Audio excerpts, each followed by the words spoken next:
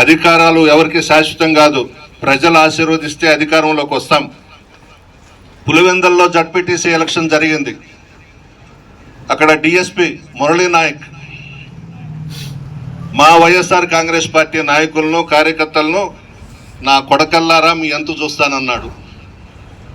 అతన్ని మేము కంప్యూటర్లో పెట్టుకొని ఉన్నాం. జగన్మోహన్ రెడ్డి గారు అతన్ని వదిలేసినా పోనీలే అని. నేనైతే అతను ఎక్కడున్నా తీసుకొచ్చి జగన్మోహన్ రెడ్డి గారి ఇంటి ముందు సెక్యూరిటీగా వేస్తాను. జగన్మోహన్ రెడ్డి గారు ఒప్పుకోకపోయినా కూడా వేయాలి.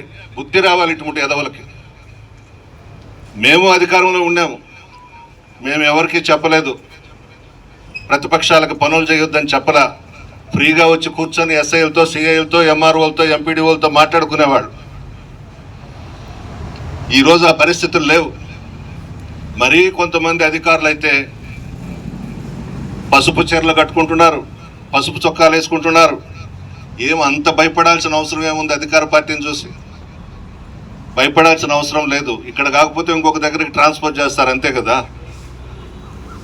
ఎస్పీ గారిని కోరుతున్నా, కలెక్టర్ గారిని కోరుతున్నా, రూరల్ డిఎస్పీ గారంటే కూడా చాలా గౌరవం ఉంది మాకు. నిజాయితీగా వ్యవహరించండి, క్రమశిక్షణతో వ్యవహరించండి. అధికార పార్టీకి తొత్తులుగా వ్యవహరించొద్దు.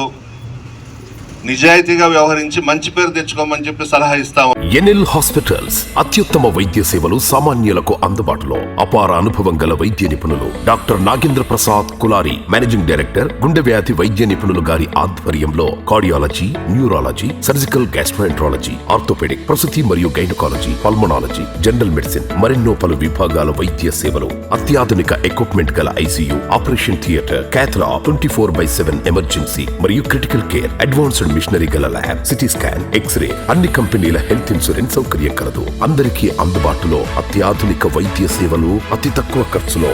ఎన్ఎల్ హాస్పిటల్స్, పివిఆర్ కళ్యాణ మండపం ఎదురుగా, అన్నమయ్య సర్కిల్ దగ్గర, మాగుంట లేఅవుట్, నెల్లూరు.